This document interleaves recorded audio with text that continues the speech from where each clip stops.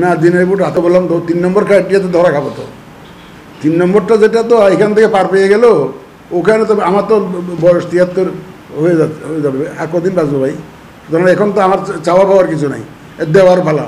সুতরাং এই বয়সে এসে মৃত্যুর আগে এই দায় নিয়ে, এই 18 কোটি লোকের একটা দায় নিয়ে আমি মরতে চাই না।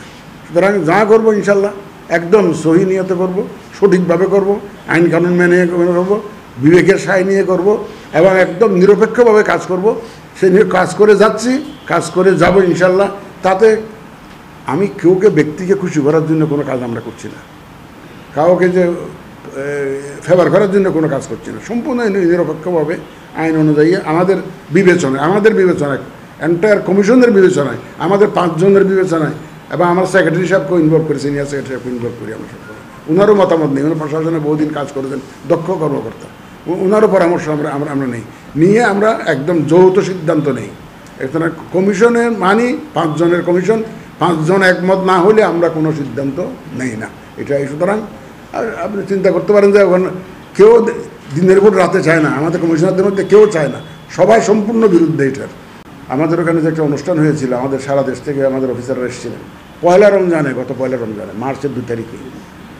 তাদেরকে আমি হাত তুলে শপথ করিয়েছি। কিসের শপথ? নিরপেক্ষতার শপথ। আমার অফিসাররা ওয়াদা করেছেন, রমজান মাসের প্রথম দিনে হাত তুলে ওয়াদা করেছেন, তারা কারো দ্বারা প্রভাবিত হবেন না, সম্পূর্ণ নিরপেক্ষভাবে আইন কানুন মেনে তারা এই নির্বাচনটা পরিচালনা করবেন।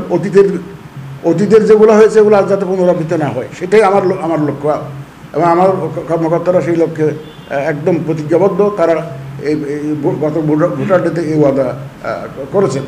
সুতরাং আমরা সম্পূর্ণ একটা নিরপেক্ষ এবং বিশ্বাসযোগ্য, গ্রহণযোগ্য নির্বাচন অনুষ্ঠানের জন্য আমরা প্রতিজ্ঞাবদ্ধ, এবং সেই লক্ষ্যে আমরা কাজ করে যাচ্ছি।